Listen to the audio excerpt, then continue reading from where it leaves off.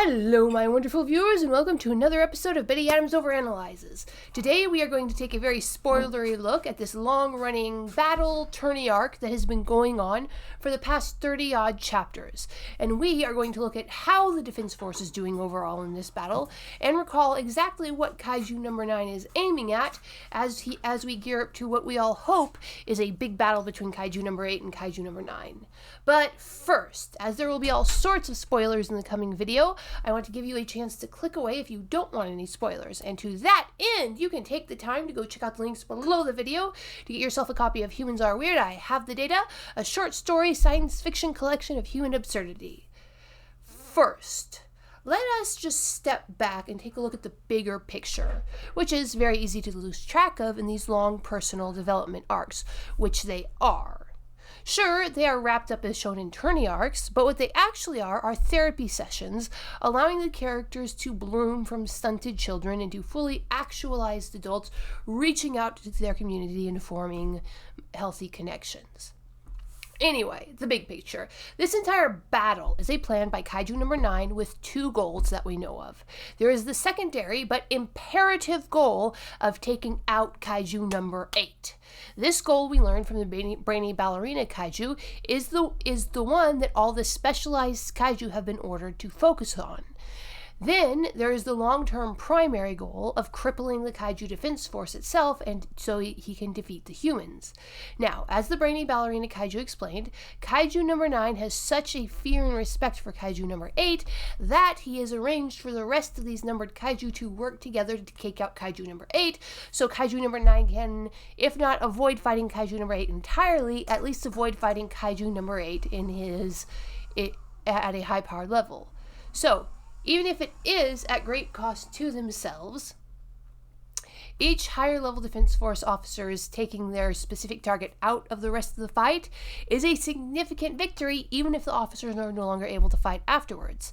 Each victory, no matter how fieric in of itself, is going to make the final battle that much easier for Kafka as the other Kaiju come barreling down on him. Already, Kaiju took out the Muscle League Kaiju, who's beating up the platoon leaders. Kokoro took out Brainy Ballerina. Captain Narumi took out the Whale Water Kaiju. And now Vice Captain Hoshina has taken out the Swords Kaiju with Kaiju number 10's power. And in each case, the humans have been completely knocked out. And while this means that 3 of the Defense Force's most powerful fighters are down for the count, along with 2 platoon leaders, that means that Kaiju number 8 himself is still fresh as a daisy going into a fight with far fewer opponents. Now, of course, I am sure that Kaiju number 9 has a counter to this planned, but the battlefield has at the very least been evened. Of the numbered Kaiju that started this fight, that only leaves the one Kaiju we have seen the least of from the second wave of Kaiju, that floating head monolith Kaiju.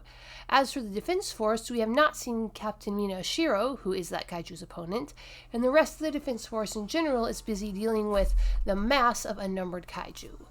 So, already the Defense Force, all annoying, has foiled at least half of Kaiju number 8's plans. Instead of 5 numbered Kaiju ganging up on Kaiju number 8 to either take him down or tire him out, there's only 1 numbered Kaiju left, and 1 fully functional walking super weapon, Mina Ashiro, competent to take on that remaining numbered Kaiju, if he doesn't move around too much. And remember, there's still Reno and Iharu out there with weapon number 6 in their pocket for any surprises that Kaiju number 9 might pull out of his hat. Most importantly, any resources that Kaiju number 9 has to pull away to deal with his imperative short-term goal of taking out Kaiju number 8 must necessarily be taken away from Kaiju number 9's long-term goal of taking out the Defense Force as a whole. So here you have Kaiju number 8 draining Kaiju number 9's resources just by existing, and the rest of the Defense Force throwing themselves into the task of defending their friend Kafka. So that is where the battle stands as Kaiju number 8 goes into Chapter 94. 1 fresh as a daisy Kaiju number 8 raring to go. 1 creepy floating monolith Kaiju squaring up with Mina and her super railgun. 1 weapon number 6 in Reno's hands, ready to be brought out when a big enough threat manifests to warrant it. Kaiju number 9, who hasn't stepped creepy mushroom foot directly into the fight yet. This extended defense force holding their own, just barely, against the massive kaiju army. Whatever number-worthy kaiju, like the glowing white giants from the mountains, kaiju number 9 is holding in reserve, and to match those kaiju, the lucky 3, 5, and 7 number suits being deployed at multiple locations in Japan. I still wonder if Matsumoto did that deliberately, whether he chose the 3, 5, and 7 suits to be as a group. That's the lucky group of numbers in Japanese culture. I do wonder if that was deliberate. Anyway, I for one can't wait to see where the battle's going from here. Hit that like and subscribe button. Check out the links below the video to get yourself a copy of my book, Dying Embers, Dragons, Aliens, and Things That Go Boom in the Night. And peace out, my wonderful viewers. Do you love awesome science fiction books? Of course you do. If you check out the links below the video, you can get yourself a copy of Comedy or Tragedy. Humans Are Weird. I have the data. Humans Are Weird. We took a vote, and Humans Are Weird, Let's Work It Out are the 3 comedy short story books available on Amazon, Barnes & Noble, Kobo by Rakuten, Google Play. There's even some copies at Powell's Books, the famous used bookstore in Portland, Oregon. Dying Embers, Dragons, Aliens, and Things That Go Boom in the Night, and soon Flying Sparks. More dramatic, traditional science fiction novels are also available at Amazon. Flying Sparks is still on the pre-order page. If you want a copy, you can email me by contacting the website to pre-order yourself a copy. It's still being edited.